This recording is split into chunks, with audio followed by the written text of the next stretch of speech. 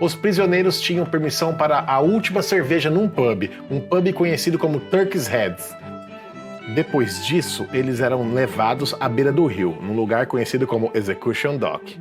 Lá eles eram enforcados com uma corda curta. Isso era usado para prolongar a dor da execução, já que não quebrava o pescoço imediatamente. Depois os corpos ficavam lá pendurados na forca até que 3 marés os lavassem. Alguns dos piratas mais temidos e famosos da época foram executados aqui, incluído o Capitão Kidd em 1701. Tem um pub aqui no local. Esse pub diz que é o pub mais antigo beira-rio de Londres. E ele mantém a tradição. No local onde era o enforcamento, eles ainda mantêm uma corda até hoje.